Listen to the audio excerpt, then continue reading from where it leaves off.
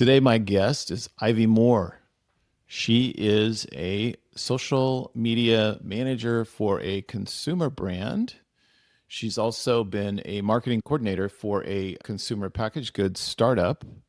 And she's also run Instagram and socials for a super high end retail establishment in Southern California. So she's got a lot of social media experience. She also works with us as well. And today we are going to talk about how to successfully run social media for your business and specifically how to get started and why you should even do it. Thanks. Welcome to the show, Ivy. Thank you. Happy to be in front of the camera instead of behind. So, Ivy does a lot of work on producing social media for different brands. And she did mention she does work with a brand right now. We should probably describe that brand just a little bit for context of the conversation. So I work right now with fatcork, which is a champagne importer and distributor based in Seattle. And it has historically always been champagne, but recently they're doing still wines from France, which is exciting. But I run their Instagram. That's our primary choice of social media. And then we also are active on LinkedIn, but primarily it's Instagram. We'll get in eventually to this podcast why honing in on one platform is super important. So that's a great segue. So, today we want to talk about getting started with social media. But listen, it's 2025. We were talking before we got started here. Social media has been around for quite a while, probably as long as you've been alive, I'm guessing. But why are we still questioning and talking about whether or not we should do social media in 2025? Yeah, this is something I think about a lot when I tell people I work with social media or run a social media account. I get a lot of negative thoughts because at least my generation, we, like you said, have grown up with it. I've had Instagram since like middle school, and I think a lot of people feel the negative side of the space, and I totally agree. I think there's a lot of negativity and toxicness out there, but to me, it's so much different using it for a brand and building your brand and for sales purposes or community growth. To me, it's pretty similar as having a landing page on a website. It's a place to curate your brand and it's where people come for the first time. I think the days of typing in like a URL and going to the website first, I think a lot of people do that secondary, but going to an Instagram page or a TikTok or a YouTube, that's where discovery happens a lot of the time. So it's important to attain at least one of those platforms so you can be discoverable. And from there, people will go to your website. But I just like to start by saying that I definitely acknowledge that social media isn't for everybody. When we talk to businesses about the why you need a website, it's the one thing you can control 100%, right? But having said that, your socials are kind of a close second that you can control. It's something that you can put out there. And like you said, they're discoverable. And when people refer, like word of mouth is such an important method of people learning about a business. But when people hear about a new brand, they're not just going to like walk to the business and buy something, right? They're going to grab their phone, bin into whatever, into Instagram, into Google, into AI. They're going to type in the name of that brand and see what pops up to look. And if, especially if it was somebody who is referring to a brand, via social media, then, somebody obviously is going to, if I have a friend that says, hey, you should check out so and so brand, I'm going to go search for them and I may end up landing on their Instagram page, for example. So it's giving you a Yeah. greater footprint. And I think generally speaking, social media is more timely. Like we think about a website, obviously you want it to be interactive and timely and up to date and all that. but it's hard to keep up to the pace that you can keep on social media, where it's just built for organizing, putting a lot of information out there. Yeah, and I feel like it goes with that discoverability piece too. Like, of course, a website, there's SEO and there's ways for it to become discoverable for someone searching, but I think social media is way easier. There's a lower Mm-hmm. barrier to entry to become Yeah. discoverable, I guess. And I think that's important to Well, and if acknowledge you if too. you just go to Google and type in the name of a brand, you'll the website will usually be the first reference. And if they are running social media, that will be the rest of the page of search results will be all their socials. If somebody searches for your brand, you want to fill up the whole search results page with your brand any way you can. This is one of Mm, those avenues to do that.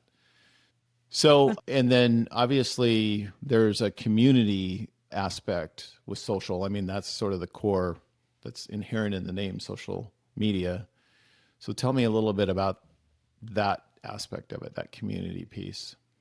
yeah. When I've been running, primarily it's been Instagram accounts for brands.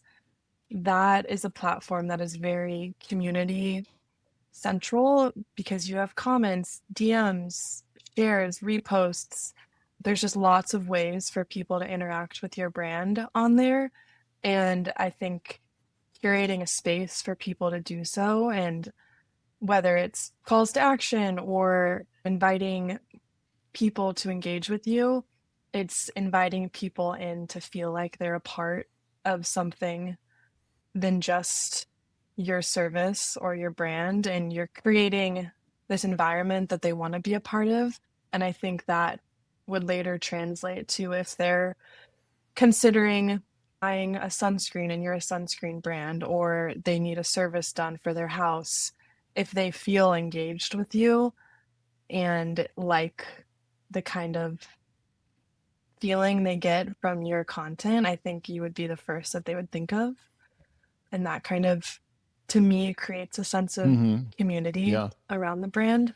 And I think one last thing you had talked about before we jumped on was sort of and we've sort of touched on this, the brand's legitimacy, how you can use social media to build sort of Right. legitimacy for your brand. Yeah. For me as a consumer, too, I think if I ever want, or if I hear about a brand and I want to know more, I'll go to the social account before the website, usually, like I said, and getting on a page and seeing that they're active, they post once a week or multiple times a week, and they have visually appealing photos and videos. I think it just makes the brand feel more legit and like you want to be a part of it and spend your money towards it. So, So certain brands, yeah, would you have a negative impression if they had no socials, or they had socials that were never tended to? never tended to. I think that's more what I've encountered before is maybe there's a post from 5 years ago. So there was an effort there, but I feel like having something even go up once a month, so 12 times a year, that is a very low lift. But like within a month of Yeah. me going on, if there's something still posted, I think Mm-hmm. that's better than nothing.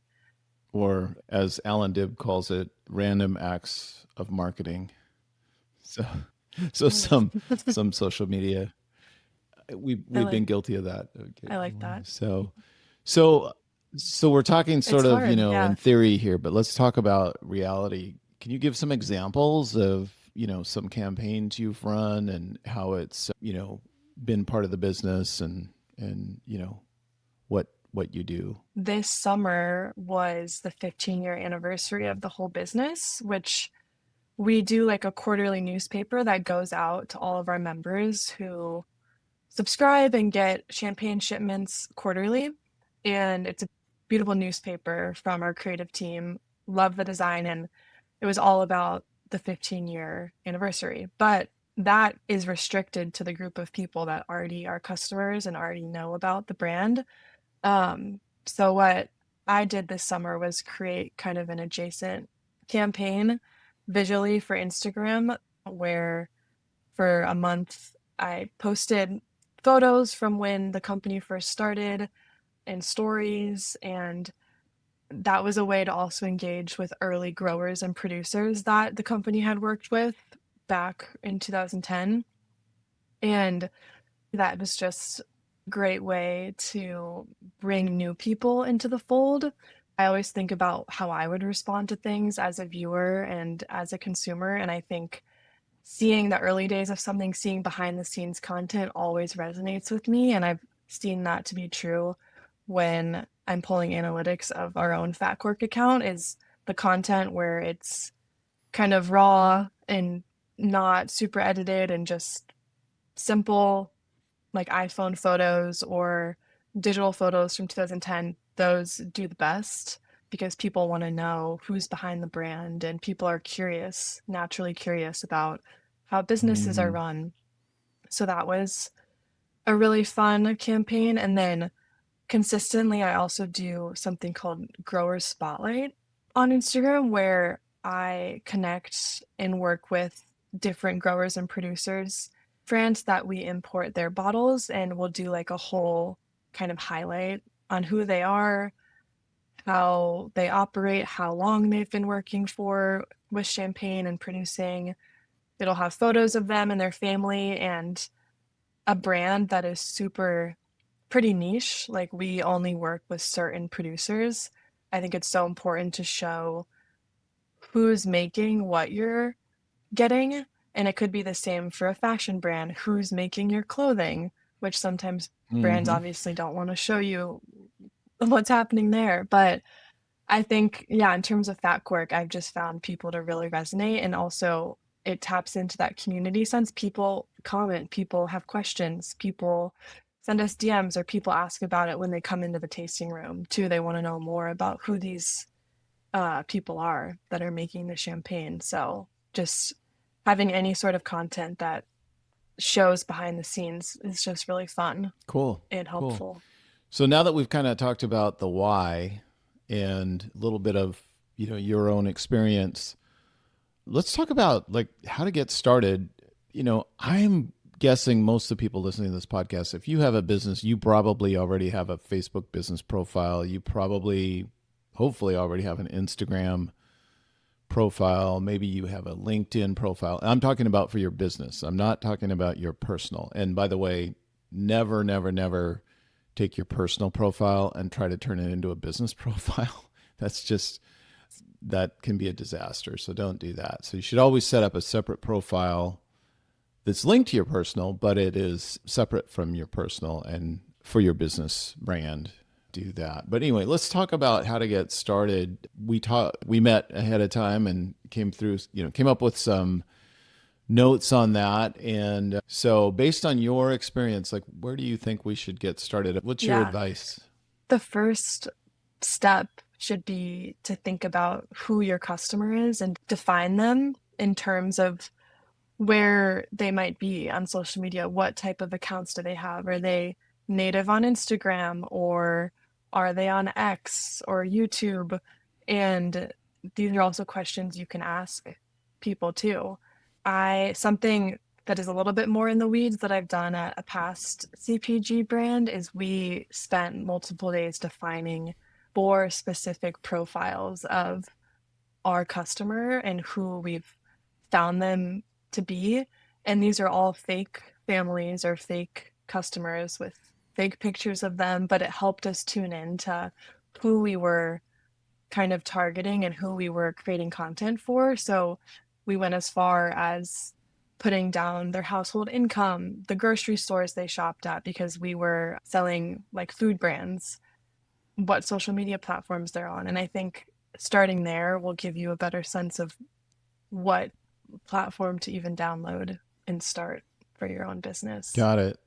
So defining the customer, let's just take a hypothetical. Let's say that you're looking for, this kind of hits home to me, empty nest couples, for example. So let's just take us, as my wife and I, as a target audience. Well, specifically, probably the person who does most of the acquiring or suggesting, which would be my wife. So that would be like Instagram, for example. So now we've Yeah. identified the person and the platform. So we've got somebody in there middle years, so to speak, a woman who's on Instagram who likes the finer things of life and likes to entertain and celebrate others, still is working professionally, so is, has to dress professionally at least part of the week and all that. So you kind of have a profile of this person.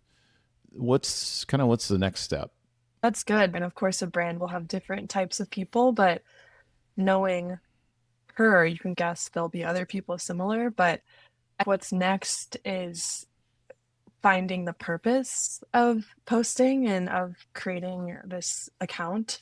So, starting with why you're on social, I think there's lots of different reasons, and it can be multiple at the same time. There's awareness, community, sales, storytelling, or it could be entertainment. For example, just creating, like, awareness is obviously one, right? One thing. And I think everybody thinks about social media, they think about going viral. And if you're a local business, going viral isn't going to help your sales likely unless everyone lives in that area. If you are an in-person business that washes windows Yeah. just in one city, if someone in England sees the video, they're going to like it and comment and share it, but that's not going to give you Yeah. much community it like locally. So tuning into the analytics of it all, and I feel like a lot of people along the lines of wanting to go viral think you need to have a ton of followers to have a successful account. But at least in the early stages and when I'm running accounts, I don't care about followers as much. Of course, that's nice and important, but not the goal. The goal for me is the engagement. So that's like likes, comments, and shares, and reposts and tags. That is way more meaningful to me than having followers. Yeah. I was just thinking of something that happened a couple of years ago where I went viral. I don't know if you remember the story. So my Please daughter share. Grace, I think you might know her.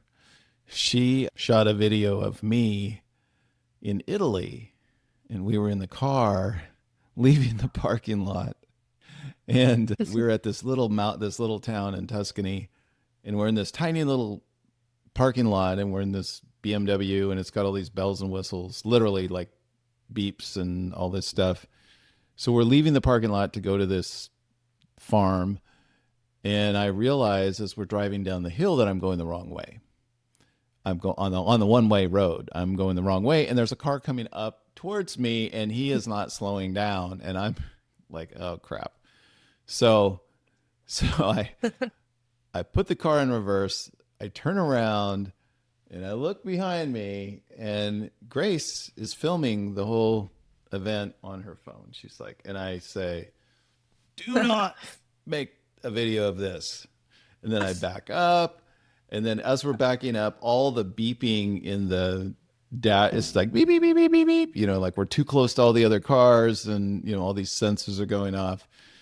And it's just this crazy racket. And then we finally get, the car positioned in the right direction. And all these Italians are standing around in the parking lot looking at me. And I'm like, hey, okay, got it. Just trying to be nonchalant about it. So Grace posts, I yeah. So definitely it remember ended that up on now. TikTok. And, I remember later that day, she's like, wow, Dad, looks like 20,000 people liked our video.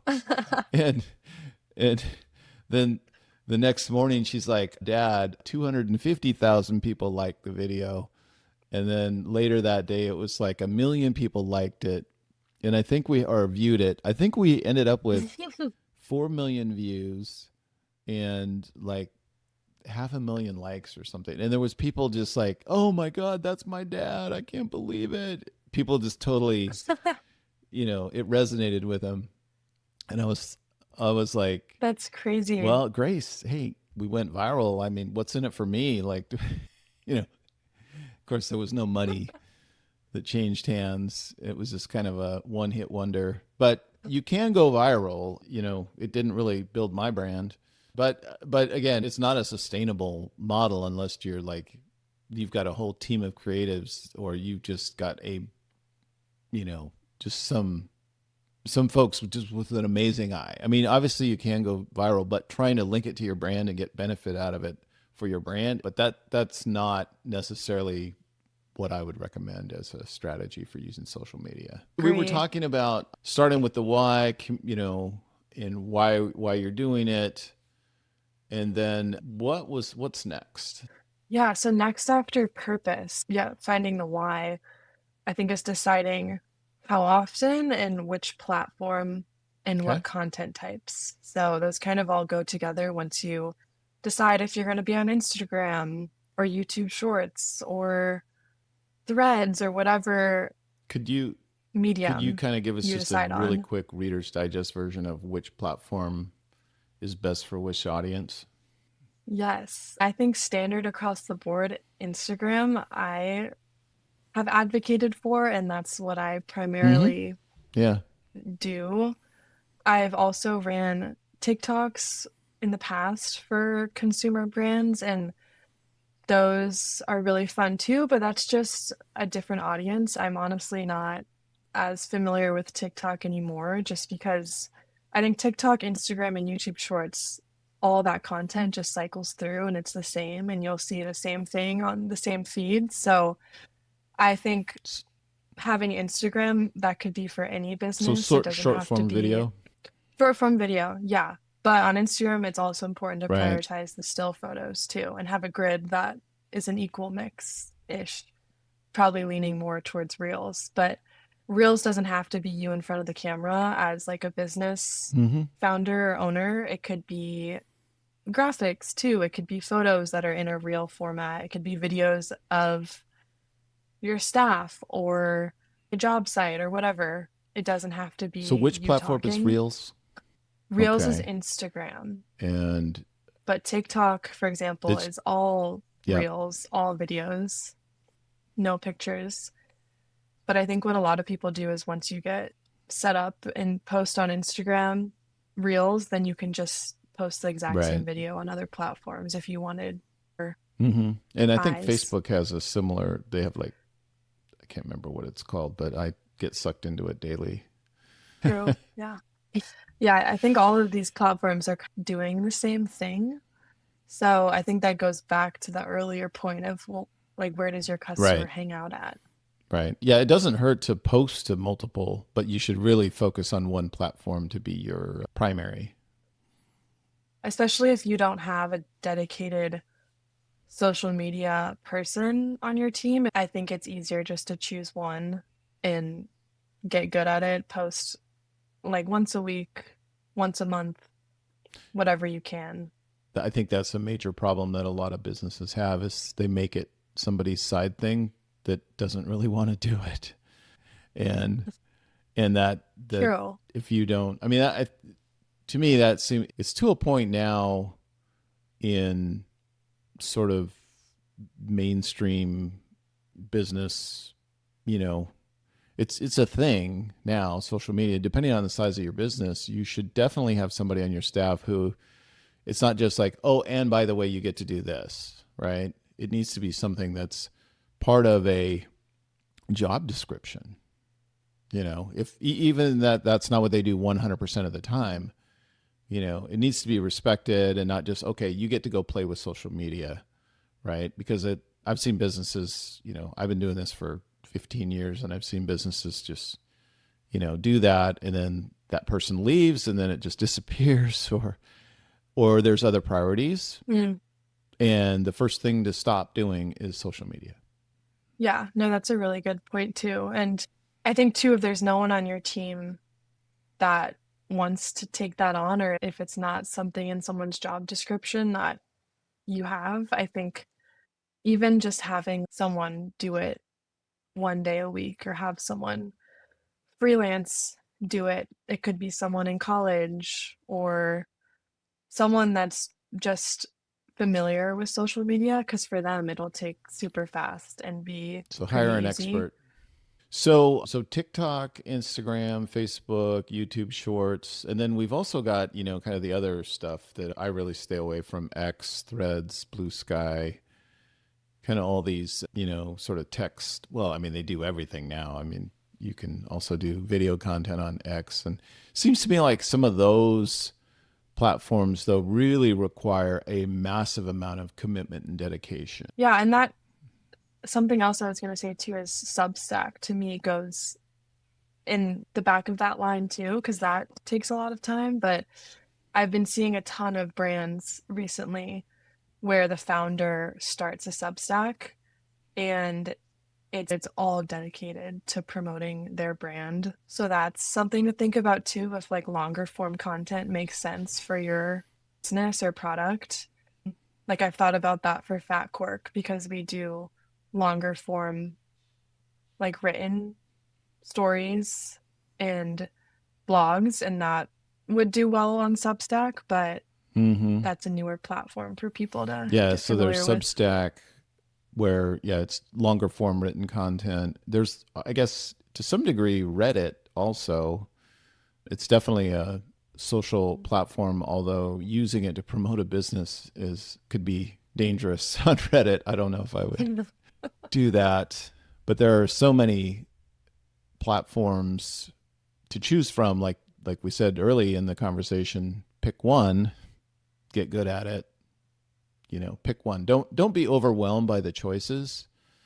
Like I don't think you can go wrong if you just pick Instagram, for example, or even Facebook. What I'm blown away by with Facebook, because we run a lot of Facebook ad campaigns or meta ad campaigns that run on Facebook and Instagram, is that for the audiences that we're targeting, most with the ads, most of the leads are generated through Facebook and not Instagram.